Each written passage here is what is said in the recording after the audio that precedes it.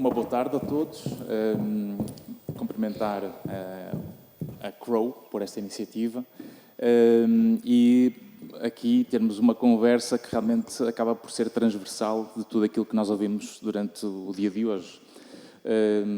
As sociedades, as empresas, as relações entre a forma como a sociedade vive, está sempre dependente da nossa natureza enquanto humanos. E, portanto, são os humanos que fazem com que a sociedade se mova, que se inove, a forma como nós pensamos, como nós nos comportamos, como gerimos as nossas emoções. E, acima de tudo, para isto acontecer, é preciso nós comunicarmos. Portanto, é falar que a gente se entende, não é? Que é assim que se diz. E, de facto, a comunicação é uma âncora fundamental para que nós possamos, de facto, descobrir talentos, gerir talentos, conseguir adaptar a um mundo em que a única constante neste momento são, claramente, as transições e a mudança. E, portanto, face a isto, e um dos fatores que muitas vezes ajuda a lidar com isto é a previsibilidade. E a previsibilidade só se consegue quando nós conseguimos gerir pessoas e fazer com que essas pessoas entendam que na vida é muito mais aquilo que nos une do que aquilo que nos separa. Nesse sentido, e com tão ilustres colegas e convidados que nós temos, e aqui vou começar aqui um pouco com uma perspectiva mais generalista, que pode depois trazer aqui os exemplos que encontramos na OMA e na LG, mas aqui numa perspectiva mais generalista pela importância da psicologia e das relações humanas para o funcionamento das empresas e da sociedade, com o trabalho de destaque que a Ordem dos Psicólogos tem vindo a fazer, e aqui para o Gaspar, não é? Neste trabalho para desenvolver a promoção de locais de trabalho mais saudáveis, mais produtivos, que contributos concretos tem dado a Ordem para apoiar os profissionais, por exemplo, nesta área? Boa tarde a todos. Obrigado, Ivandro, pela introdução que fizeste, e obrigado à Crow pelo convite. Estando aqui hoje em representação da Ordem dos Psicólogos, se calhar tenho que relembrar primeiro a missão da Ordem, porque é importante percebermos. A missão da Ordem é regular o acesso à profissão e o exercício da mesma.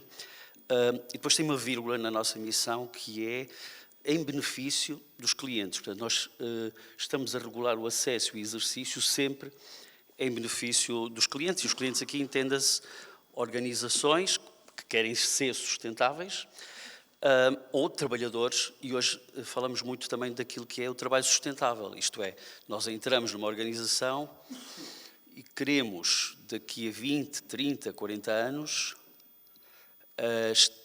continuar e ter uma vida, ou queremos no final do dia, às 5 ou às 6 da tarde, conseguir falar com a minha mulher ou ter tempo para os meus filhos. Portanto, a questão do trabalho sustentável é fundamental, seja para me preservar ao longo de uma carreira, e nestas carreiras técnicas e altamente qualificadas como é esta área, que eu já vi que o nosso público aqui hoje está muito ligado à área empresarial, tem desafios muito intensos, e é onde normalmente nós encontramos mais stress e mais pressão. Quando eu aplico, ou quando aplicamos os questionários de stress e de riscos psicossociais, onde é que encontramos mais pressão?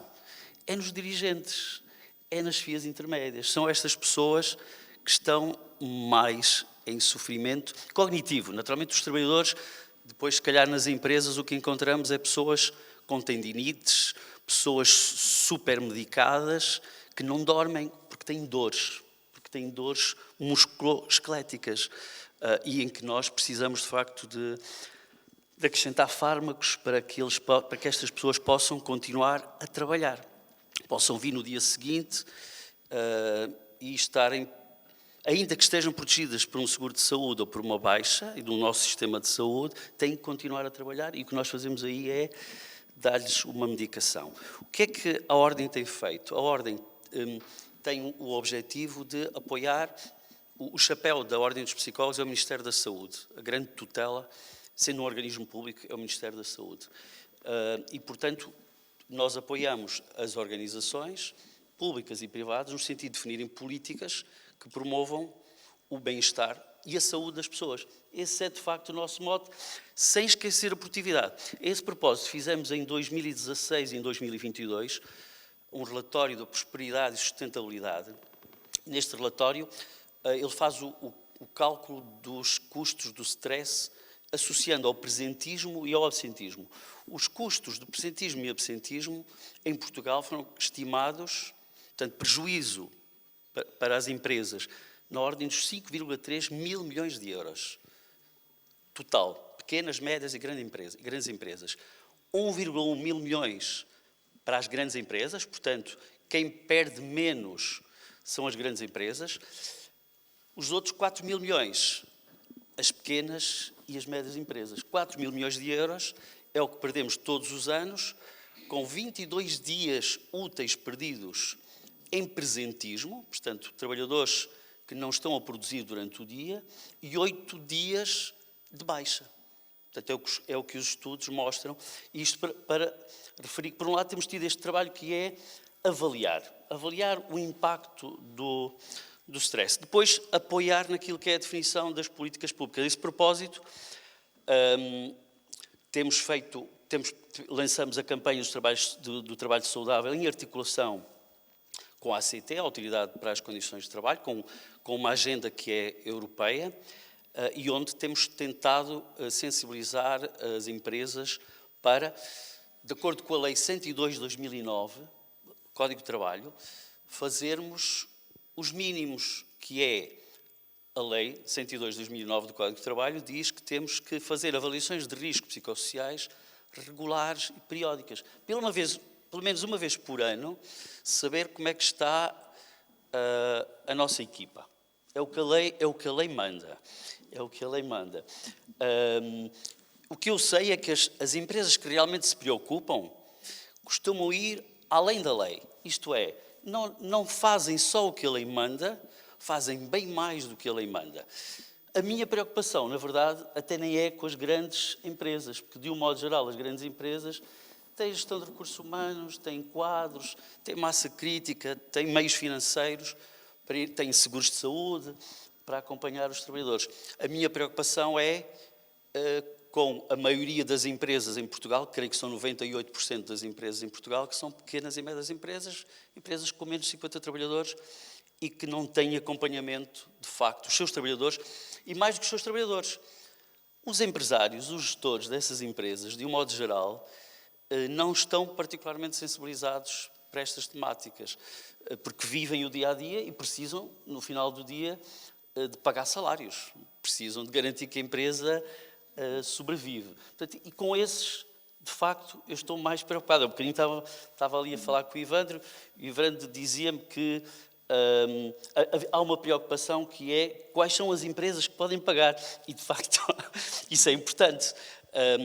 A Ordem preocupa-se também com o acesso, isto é, claro que quem tem meios pode pagar e normalmente faz o melhor, enquanto a Ordem dos Psicólogos preocupa-nos que só haja 1000 psicólogos no Sistema Nacional de Saúde.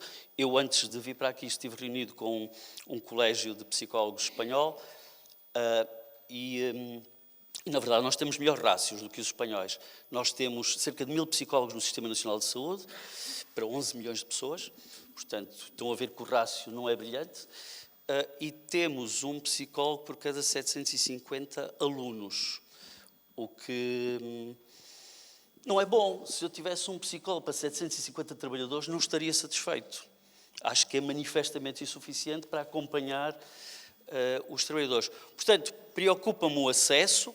Sabemos que o acesso, nós não vamos lá com o sistema público, vamos precisar do sistema privado para que as pessoas tenham serviço, e é por isso que hoje há um boom dos serviços de psicologia, em que as clínicas têm muitos pedidos e os nossos colegas têm neste momento trabalho, porque de facto, para além de vivermos no primeiro mundo, porque Portugal, apesar dos rendimentos não serem elevados, estamos no primeiro mundo, temos alguma qualidade de vida e as pessoas já passaram para a necessidade em que o bem-estar pessoal é importante. Portanto, temos feito este trabalho.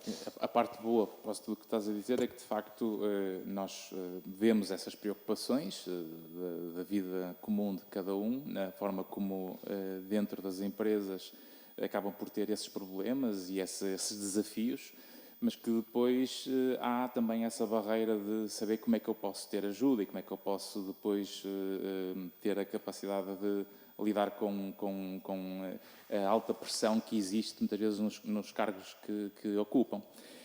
E isso é aquilo que... Por isso é que conversar importa e dizermos o que é preciso ser dito, porque nós, quando conseguimos comunicar bem uns com os outros, nós tendemos a reduzir os conflitos e a diminuir o risco de transições que a vida nos traz. E, portanto, quanto mais nós conseguimos articular uma comunicação aberta, eficaz e competente para que possamos dizer o que queremos dizer e não só apenas o que os outros querem ouvir, nós vamos conseguir, obviamente, termos melhores equipas de trabalho, o que vai facilitar o desenvolvimento de uma cultura organizacional muito mais eficaz, produtiva, que reduza o turnover e que aumente, obviamente, depois a produtividade e todos esses benefícios que estão associados ao bem-estar e ao equilíbrio e à felicidade. E, portanto, como diz o ditado milenar, não é? Quando a boca cala, o corpo fala. E, portanto, é muito antigo e é giro, não sei se já ouviram, não é? Quando a boca cala, o corpo fala. E, de facto, quanto mais eu sei falar sobre aquilo que me dói, ou aquilo que eu preciso, ou aquilo que são as minhas frustrações, mais eu também empodero quem está comigo para me poder ajudar. E os cargos de gestão de recursos humanos e liderança têm esse poder na mão. É aquilo que o Jeff LeBlanc, um colega nosso, falava sobre a empatia engajada, não é? E nesse sentido, e para a Inês Caldas, a propósito do trabalho que está a ser desenvolvido na OMA, que práticas concretas têm contribuído para que a cultura da OMA, não é? Porque parece que não, mas uma coisa é gerirmos 10 pessoas, 15, 100, outra coisa é gerirmos 500, outra coisa é 1000, não é? E, portanto, quando nós estamos a lidar com práticas que implicam pensarmos num aspecto de uma cultura organizacional para uma envergadura desta natureza, o que é que está a ser feito que tenha impacto nos resultados para conseguir fazer esse trabalho e entregar resultados, não é? Bom, boa tarde a todos. Antes de mais, obrigada, Crow, pela oportunidade de vir aqui aprender e também partilhar um pouco daquilo que temos feito na OMA. Dar-vos só também aqui um enquadramento rápido, não é? A OMA é uma empresa com 25 anos, portuguesa, mas que fez este rebranding há cerca de 5 anos e hoje faz parte de um grupo francês, um dos maiores grupos franceses de distribuição de decoração e de artigos de casa. E tudo isto tem-nos trazido, naturalmente, muitos desafios, porque estamos numa fase de transformação brutal a todos os níveis, de negócio, sistemas, processos, revisão de toda a nossa cadeia de supply chain, com um crescimento e uma expansão em Portugal e internacional enorme. E, naturalmente, isto traz muitos desafios às nossas pessoas, porque, como dizia o Ivandro, não é? Hoje em dia a única constante é mesmo a mudança e toda esta transformação. E, naturalmente, isto impacta as nossas pessoas. E o ser humano está feito e o nosso cérebro está muito preparado para ser o mais eficiente possível. Ou seja, tentar não mudar muito e fazer sempre as coisas da mesma forma. E quando nós estamos sempre a exigir às nossas pessoas fazer coisas diferentes, novos projetos, neste momento na OMA são centenas as transformações e, portanto, isto traz realmente um desgaste muito grande às nossas pessoas. Como é que nós conseguimos ir gerindo tudo isto? A cultura ajuda-nos e tem que nos ajudar, tem que ser aqui, no fundo, aqui a infraestrutura invisível que vai ser possível toda esta transformação e garantir que as pessoas sobrevivem, não é? Sabemos que temos cada vez mais taxas de burnout e de depressão muito elevadas e, portanto, nós temos aqui uma responsabilidade social, nós enquanto empresas, sim, não é viável fazer só com os apoios do Estado, mas nós temos esta responsabilidade de apoiar as nossas pessoas e de ter realmente uma cultura que nos ajude a ajudar as nossas pessoas. E é aqui o que é que nós temos feito? Naturalmente, quando fizemos o rebranding da marca, temos uma série de mudanças e de valores que queremos que sejam vividos E depois temos que ajudar a esta cultura, este alinhamento que nos tem que ajudar no dia-a-dia a ser mais ágeis, a tomar melhores decisões, mas também a fazê-lo de uma forma mais tranquila possível. E aquilo que temos feito é naturalmente ajudar quem, não só através de todos os benefícios e todo o apoio de consultas de psicologia, de nutrição, de gestão e advisor e consultoria financeira, que é outro dos temas que cria também muito stress aos nossos colaboradores, mas ajudá-los a lidar com todas estas transformações, passa muito, não só por estas medidas, estes benefícios que lhes damos, mas, acima de tudo, por aquilo que fazemos com a nossa liderança. E a Filipa falava há pouco desta importância e da criação de uma academia, de uma Leadership Academy, que foi algo que também criámos, porque precisamos mesmo, eu não vejo neste momento, para além de facilitarmos todas essas consultas, a liderança tem um papel crítico na promoção do bem-estar das nossas pessoas e garantir que realmente eles conseguem um equilíbrio que lhes permite lidar com toda esta pressão e com toda esta transformação, que é extremamente desgastante para o ser humano e vai continuar a ser. Portanto, a transformação vai continuar, as transformações tecnológicas estão aí. Aquilo que nós, enquanto empresa, temos que fazer é perceber como é que conseguimos equilibrar isto. E vai passar certamente por este apoio da liderança, que tem hoje que ser mais empática, mais flexível, mais cuidadosa, estar mais atenta e perceber como é que conseguimos fazer todo este equilíbrio.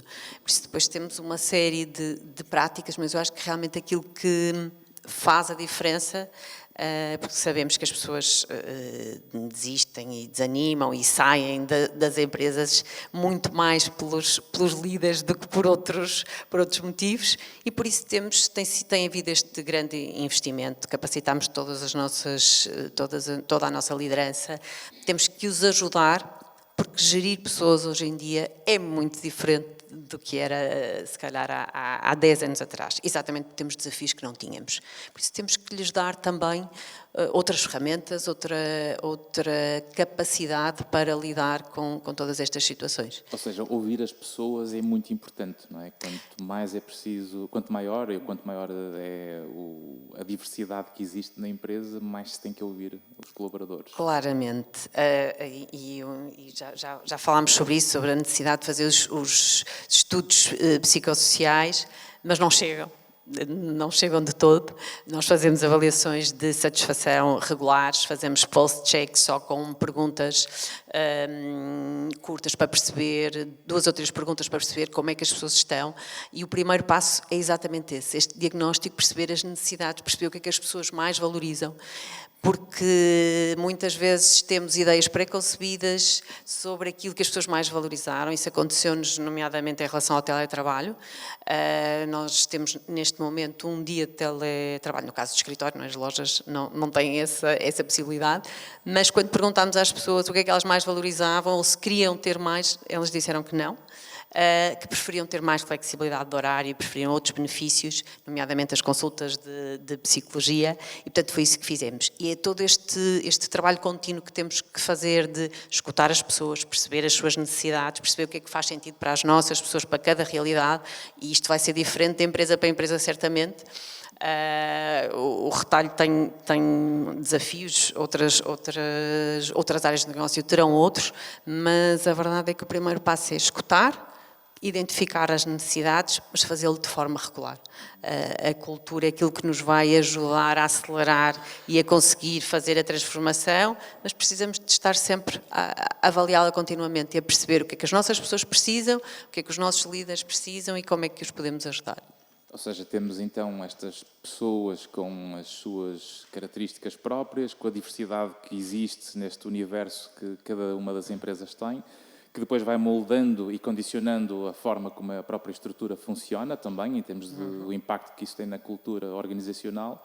E depois um desafio maior ainda, e aqui passando para a Inês Vasconcelos, que é, nós quando entramos numa multinacional como é a LG, Nós temos aqui uma empresa que vem de uma filosofia de um mundo diferente, em termos culturais, e que depois temos que conseguir implementar com os contrastes entre o mundo quase que oriental e o ocidental, para que se consiga ter os trabalhadores alinhados com essa narrativa e com esse mindset. E, portanto, como é que se adaptam as políticas de um grupo internacional para uma cultura e realidade tuga, não é? Sim, sim, obrigada também pelo convite. Esse é o grande desafio é um dos grandes desafios que as multinacionais têm, não é? Como é que nós conseguimos garantir que a cultura, a identidade corporativa daquela empresa não é perdida, não é diluída em culturas tão diversas e tão distintas. E eu diria que é haver flexibilidade, e aqui os recursos humanos têm um papel fundamental em garantir que esta flexibilidade, por um lado, não viola ou não põe em causa os princípios que estão por trás da cultura, das políticas, dos valores da empresa, e que ao mesmo tempo garante que essas políticas, essa cultura continua a ser relevante e que é internalizada pelas pessoas, pelas nossas pessoas, com naturalidade. Bom, há algumas políticas que não temos, são transversais a todo o grupo, a toda a empresa, não só a LG Electronics como todas as empresas do grupo, que fazem parte do nosso código de ética, o nosso código de conduta, da nossa filosofia de gestão e, portanto, aí a única flexibilidade que nós temos é ajustar àquilo que é o nosso código de trabalho e a nossa legislação. Depois temos as outras que, de facto, onde existe, de facto, mais flexibilidade, que tem que ver com uma adaptação cultural. E o nosso papel é fazer essa tradução, é perceber o que é que está por trás daquelas políticas, quais é que são os princípios que a empresa quer obter, que quer ver, e temos que fazer essa tradução de linguagem, essa tradução das práticas para a nossa realidade. Eu posso dar um exemplo, desde há uns anos para cá que a LG, a Coreia, tem vindo a trabalhar, a querer melhorar a questão do work-life balance e a flexibilidade de trabalho na LG. A cultura de trabalho na Coreia é uma cultura muito intensa, é um trabalho muito intenso. Eles têm, em termos de legislação, é muito idêntica à nossa, são 40 horas de trabalho semanal, que podem ir até às 52, mas culturalmente eles não vivem esta realidade, eles trabalham muito mais horas do que isso e nós vemos nos colegas coreanos que temos a trabalhar connosco. E, portanto, a forma que o Headquarter encontrou para melhorar esta experiência do work-life balance na Coreia foi, por exemplo, às 6 da tarde, à hora de saída, apagar as luzes do escritório de forma automática, portanto, para lembrar as pessoas que está na hora de sair. Ou enviar e-mails de alerta a lembrar que têm que sair. Aliás, havia pessoas a circular pelo escritório a lembrar que estava na altura de sair. O próprio sistema, o nosso sistema de trabalho, às 6 da tarde fechava automaticamente. E, portanto, esta foi a forma que eles encontraram para melhorar esta experiência do work-life balance. Ora, isto em Portugal não resulta. Aliás, a primeira coisa que nós fizemos com este sistema do shutdown automático foi mudar a hora, porque percebemos que estava para mudar e então pusemos aquilo a fechar às 10 da noite ou coisa assim. Pronto. Portanto, este tipo de práticas, na verdade, não ia obter os efeitos que a empresa pretendia. Então tivemos que readaptar, tivemos que fazer aqui uma tradução destas práticas e o que é que nós implementámos? Criámos o horário de verão, com as sextas-feiras reduzidas, criámos maior flexibilidade de trabalho remoto, por exemplo, nas alturas das férias escolares das crianças, portanto conseguimos estar mais próximos dos nossos filhos quando eles também estão mais disponíveis, não é? E não temos que andar a encontrar atividades e aquelas coisas de tempos livres para os ocupar. Criámos também maior flexibilidade no horário de trabalho, portanto as pessoas podem entrar mais cedo ou mais tarde, de acordo com a sua conveniência, ou porque têm que levar os filhos à escola, porque têm que ir buscá-los mais cedo, ou porque querem evitar as horas de ponta, enfim. E foram entre outras medidas, mas estas foram algumas daquelas que nós implementámos para obter, efetivamente, aquela questão da melhor experiência de work-life balance e flexibilidade. E, na verdade, o que é que acontece? Acontece que, se nós perguntarmos aos colaboradores coreanos o que é que eles sentem em termos de work-life balance, eles vão dizer que sim, que melhorou. E se nós perguntarmos aos nossos colaboradores portugueses, eles também vão dizer que sim, que melhorou. De formas diferentes, a prática foi diferente, mas o objetivo foi atingido igualmente. E, portanto, todos os colaboradores na LG conseguem dizer que a empresa está focada, está preocupada e está efetivamente a melhorar a flexibilidade e o work-life balance. E, portanto, é este tipo de coisas que nós fazemos a todos os níveis. Ou seja, isso é quase que uma espécie... Ou seja, temos que entender sempre que este tipo de liderança tem que ser uma espécie de alfaiate cultural, de acordo com a diversidade que nós encontramos dentro da empresa, não é?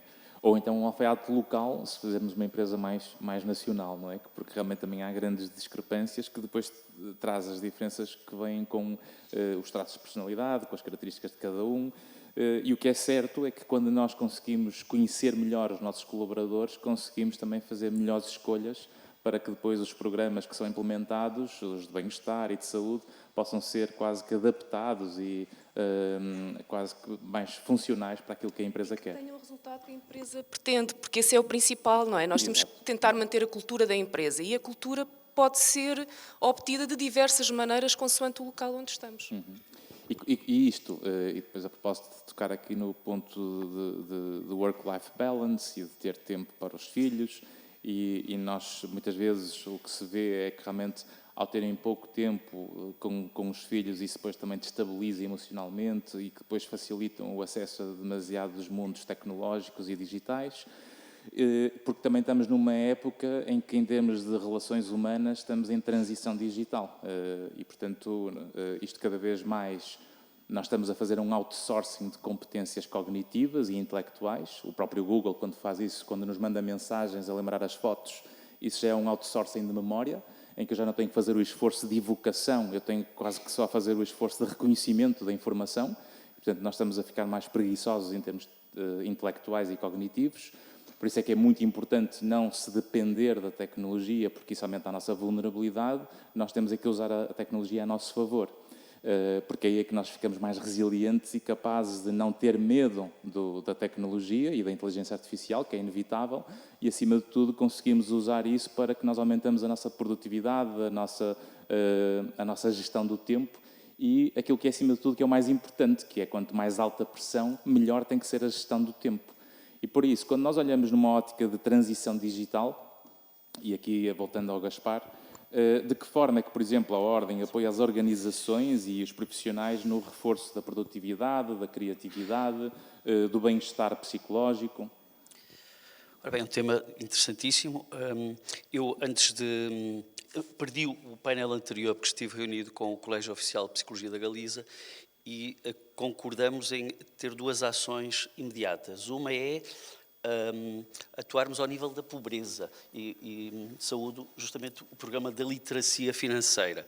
Isto é, partilhamos o problema nacional ou regional de falta de recursos. O outro tema em que estivemos de acordo é a questão da inteligência artificial, ou a questão da transição digital. E a Ordem, a este propósito, produziu já vários documentos. Há um documento que é o Contributo para a Transição Digital, onde recomenda, por exemplo, a criação nas empresas de equipas de supervisão desta transição digital, isto é, de maneira a introduzir a agência humana no acolhimento das mudanças digitais, colocar as pessoas no controlo daquilo que é a mudança inevitável. De facto, não há alternativa. E, de facto, aqui os europeus têm, e se calhar vale a pena trazer isto, têm tido a tentação de regular pelo medo e nós precisamos de, nas nossas organizações, criar sandboxes, contextos que permitam incorporar estas novas tecnologias para melhorar a produtividade e a sustentabilidade. Por exemplo, eu a semana passada estive com duas empresas. Numa, estivemos a trabalhar, e até há um documento também da Ordem sobre isso, que é a utilização dos smartphones e ecrãs, mas numa estivemos a trabalhar num regulamento sobre a utilização de smartphones e ecrãs, e noutra, num contexto já de coaching, eu dei por mim já a trabalhar com profissionais como é que se vão adaptar, com questionários, como é que se vão adaptar a esta transição digital. Ou seja, precisamos de começar a trabalhar em duas dimensões. Uma dimensão que é os nossos trabalhadores têm que ter o conhecimento aprofundado destas ferramentas, têm que saber utilizá-las de facto. Nós, na Ordem, temos estado a fazer isso com os nossos colaboradores. Temos estado a treiná-los já para utilizar a inteligência artificial. Somos a primeira Ordem, passa a publicidade, que temos um chatbot dedicado só para psicólogos. Portanto, temos o PSIA, que é um chat GPT só para psicólogos, mostrando que, de facto, nós não vamos passar ao lado, não queremos passar ao lado desta transição digital. Para isso, precisamos de treinar as pessoas para utilizar as ferramentas. E não suscitar o medo, mas suscitar a desagência humana e a regulação, a apropriação destas ferramentas, porque não podemos fazê-lo de outra forma. Tendo em conta isso e passando, por exemplo, agora para a OMA, numa lógica de competências digitais e nos investimentos, quando se pensa nestas áreas em termos da empresa, como é que decidem se vale a pena ou não testar e expandir novas ferramentas nesta área digital e como é que isso tem gerado retorno ou não para avaliar o impacto dessa implementação tecnológica do avanço da transição digital? Bom, a quantidade de ferramentas é imensa e, portanto, a preocupação tem sido, antes de mais, implementar as novas ferramentas e todos os novos sistemas com o envolvimento dos colaboradores. Isso tem sido crítico para, naturalmente, gerar uma adesão diferente.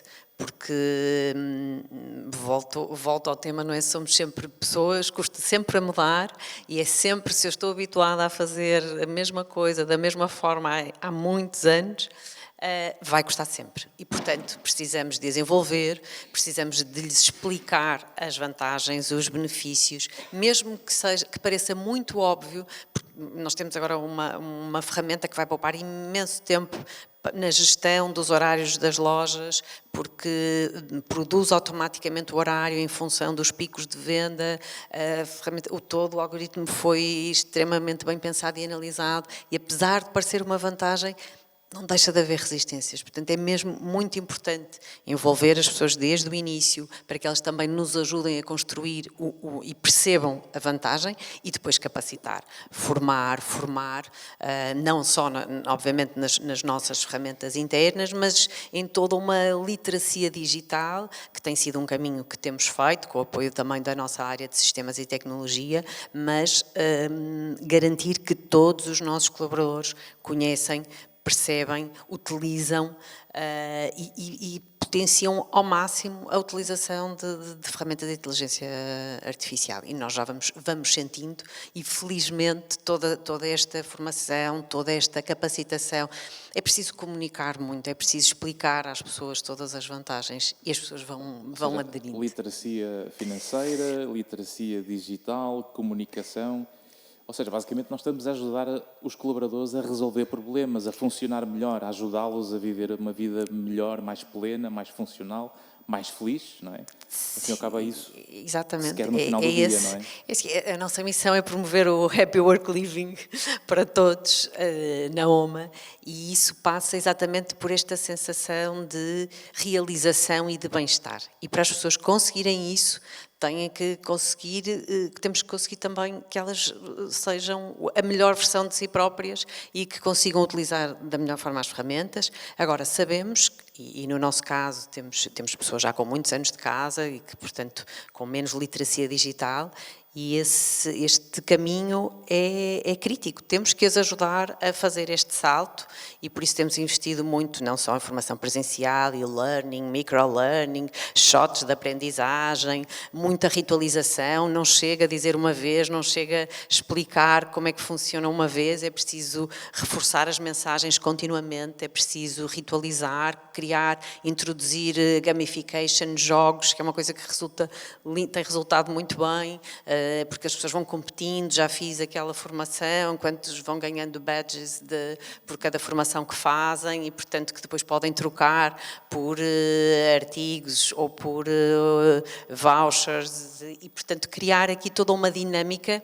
que os entusiasme e uma cultura de constant learning e de aprendizagem constante, porque à velocidade que as coisas mudam, hoje são umas ferramentas e uns sistemas e amanhã vão ser outros. E, portanto, tem que haver um incentivar de uma cultura de disponibilidade constante para aprender, para reaprender, para desaprender, voltar a aprender, este upskill, reskill, para além de, naturalmente, o talento que temos que trazer também de fora, não é? Porque a Uma também está a dar um salto muito grande em termos de e-commerce, não é? Com crescimentos de 20% e 30% em termos de e-commerce, que nos exigem também competências que nós não tínhamos internamente e que não chega só o upskill e o reskill, também precisamos trazer talento de fora, que também acaba por dinamizar e ajudar nesta transformação digital. Isso é claramente aquilo que traz a importância da comunicação consciente e da influência que existe através da comunicação, que depois faz as lideranças conseguirem implementar os seus projetos e tornarem as empresas bons sítios para se trabalhar, não é? Ao ponto de serem premiadas e ganharem prémios como o Great Place to Work, não é? E nós temos a LG, não é? Que ganhou, foi reconhecido como um Great Place to Work e, portanto, a pergunta que eu gostaria de fazer à Inês era que medidas foram implementadas, não é? Para trazer este resultado e que novas competências são necessárias para que se possa continuar a avançar neste desenvolvimento de competências para os próximos anos. O que é que fizemos para obtermos esta certificação? Em concreto ou especificamente para isto, nada. Portanto, este resultado é o reflexo do trabalho que temos vindo a fazer ao longo dos vários anos. E tem sido um trabalho árduo de desenvolvimento, de melhoria contínua, de muita comunicação com as pessoas, muita comunicação entre os líderes e as equipas, muito trabalho dentro de cada equipa com os líderes também, perceber muito quais é que são as necessidades das pessoas. As necessidades estão sempre a mudar e têm vindo a evoluir bastante ao longo dos últimos anos, e é preciso perceber e estarmos aptos a dar resposta a estas necessidades. E portanto, esta certificação foi efetivamente o resultado deste trabalho que temos vindo a fazer há já vários anos. O que estamos a fazer agora com estes resultados, estamos a melhorar. Queremos melhorar, porque o nosso mindset é sempre buscar a melhoria contínua. E, portanto, hoje somos um Great Place to Work, amanhã queremos ser um Greatest Place to Work. Portanto, o nosso objetivo é sempre mais. Nós agora temos os resultados desta certificação, deste relatório, estamos a trabalhar nele. Pedimos voluntários aos nossos colaboradores, tivemos bastantes voluntários que se dispuseram a fazer brainstorming todos juntos e nós temos o tempo muito, muito escasso, como todos vocês sabem, mas conseguimos captar esta atenção e esta disponibilidade das pessoas. Temos vindo a fazer este focus grupo, a tentar melhorar, perceber que pontos é que nós podemos melhorar. Já temos um plano, neste momento já temos um plano de ação que vai ser implementado então para o ano, com este objetivo então de continuarmos a melhorar. Mas de facto é aquilo que os meus colegas têm vindo a dizer, portanto passa muito pela comunicação para percebermos, para conseguirmos ir ao encontro e colmatar as necessidades das pessoas. As competências que vamos precisar para o futuro, sim, a inteligência artificial já está instalada, de facto, temos que ser muito ágeis, temos que ser muito rápidos, a literacia, que já foi aqui falada várias vezes, é fundamental, nós temos que formar as pessoas, e eu por mim falo também, nós temos que desenvolver muitas competências em termos de utilização destas ferramentas. Temos que perceber como utilizá-las, como perceber o seu potencial, não só automatizar, porque a inteligência artificial é muito mais do que automatizar, tem toda uma questão de inovação por trás, que nós também temos que conseguir encontrar e perceber e trabalhar. Temos que ser muito ágeis em termos de capacidade de adaptação à mudança, tem que ser muito rápido, temos que estar preparados para isso, temos que ter pessoas com uma apetência pela aprendizagem contínua, isso é fundamental, a curiosidade, a vontade em aprender, não estagnar, precisamente para estarmos preparados para estas mudanças rápidas. E depois é isso, é esta questão da inovação, é preciso também ter este pensamento fora da caixa, é preciso mais do que só automatizar, isso já está a ser feito e acho que todas as empresas hoje em dia já estão a fazê-lo. É preciso dar o passo seguinte, que é como inovar, como criar ideias novas, potenciar a criação de novas ideias e novas coisas.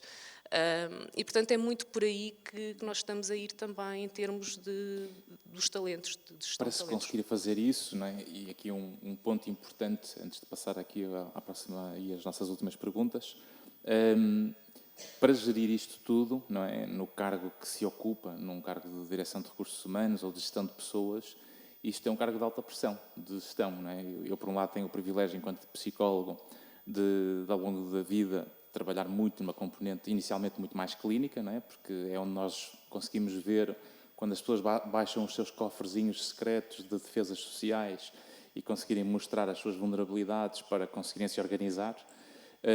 E que depois deu, obviamente, o caminho para depois chegarmos às empresas, porque se ajudarmos a resolver os problemas nas empresas, eles queixam-se menos nas consultas. Portanto, um bocadinho esta vantagem de nós conseguirmos ajudar as empresas com consciência, com ferramentas que permita desenvolver programas de avaliação e de diagnóstico e de intervenção no bem-estar e na área da saúde, que depois permite manter uma estrutura funcional por uma influência de quem lidera, que apesar de haver momentos em que se verga, não se parte, não é?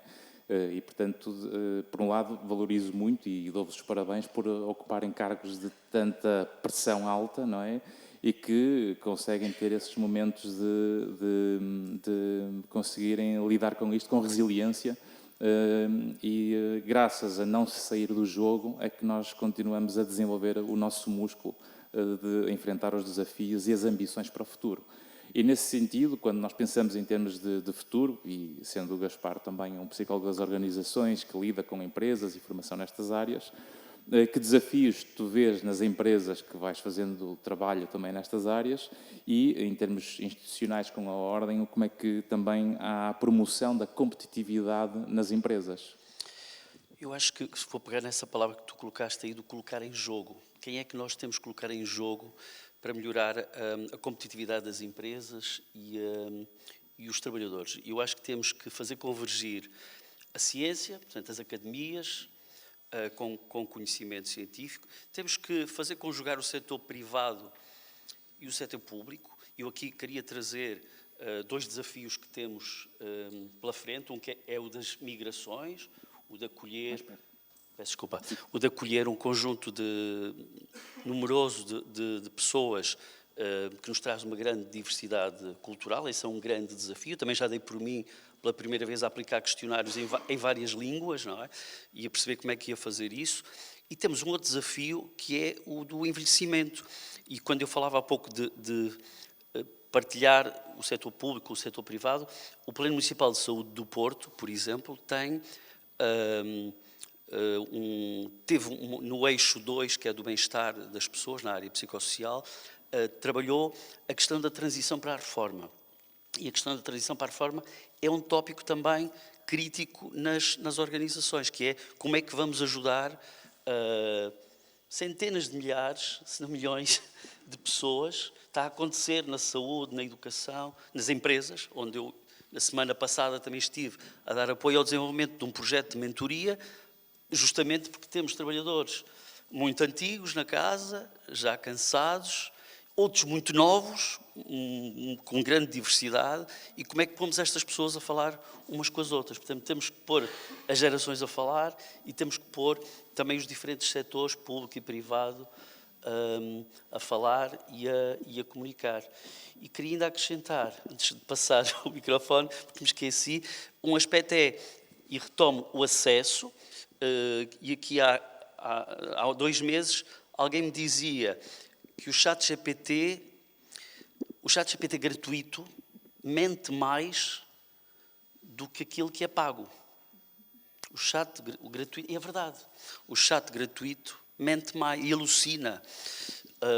Portanto, nós não podemos confiar nele. Portanto, eu retomo aqui a questão do acesso. Tem que agradar ao cliente para depois criar o vício. Mas nós temos que criar condições de acesso de ferramentas a todos para que possam continuar a evoluir. O outro aspecto que temos que garantir é a dimensão ética. Como é que vamos... E o acesso é também uma dimensão ética. Como é que vamos garantir que todos consigam aceder a esta riqueza que estamos a viver, a esta abundância? Com essa diversidade e percebendo que estamos a finalizar, sabendo que o trabalho, apesar destas imprevisibilidades todas que temos com as mudanças sociais e do mundo tecnológico, nós temos que ver a vida e a nossa carreira profissional como uma maratona e não uma prova de velocidade, não é? E nesse sentido, perguntando aqui à Inês Caldas, como é que se consegue reduzir o risco de desgaste, não é? Equilibrando a vida pessoal e profissional nestes períodos de maior intensidade, que o Natal é agora uma loucura coletiva, não é? E não uma especial. Que nem sabemos porque é que se compram as coisas, é porque está em liquidação ou está em promoção, sem comprometer a qualidade nem sobrecarregar as equipas. Dar só aqui uma nota na sequência do que o Gaspar estava a dizer, e este tema destas gerações mais velhas e mais novas, uma das coisas que nós temos feito e que tem tido um impacto incrível é o mentoring dos mais velhos com os mais novos, mas o reverse mentoring. Então temos os mais jovens a ajudar em termos de literacia digital os mais velhos que têm mais dificuldade, se calhar com as ferramentas digitais. Tem sido um trabalho incrível, todos aprendem naturalmente e deixo a sugestão, porque temos tido realmente resultados muito positivos com esta lógica do reverse mentoring. Uns ensinam naturalmente maturidade, experiência, outras questões, e os jovens ajudam os mais velhos com este tema do digital. Em relação Isso faz lembrar um filme do Robert De Niro, que é O Estagiário, não sei se já viram. Exato. Que é um reformado que faz o trabalho com os mais novos. Exatamente, mas aqui o foco foi muito também aproveitar as competências e as valências e os mais novos são muito mais nativos digitais, não é? E poderem partilhar e ajudar os mais velhos a lidar com as ferramentas.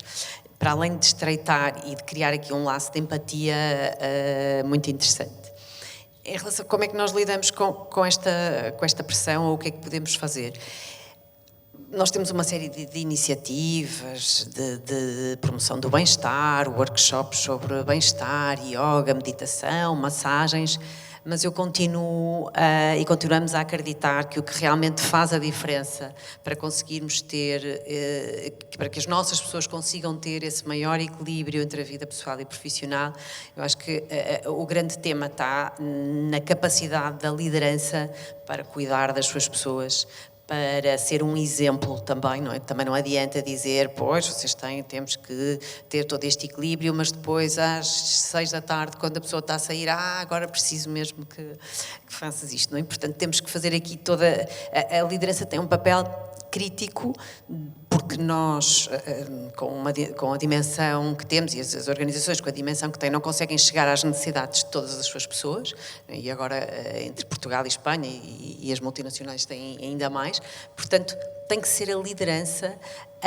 que tenha um contacto mais próximo com os seus colaboradores, que tem que perceber as suas necessidades, que tem que perceber que flexibilidade deve ter e deve dar para garantir que essa tal resiliência, para inspirar essa resiliência, para gerir as emoções. Nós vamos dando formação, mas eu acredito que é a liderança ao fim do dia que faz toda a diferença e que vai conseguir apoiar, porque é quem está mais próximo, apoiar as pessoas e manter esse equilíbrio.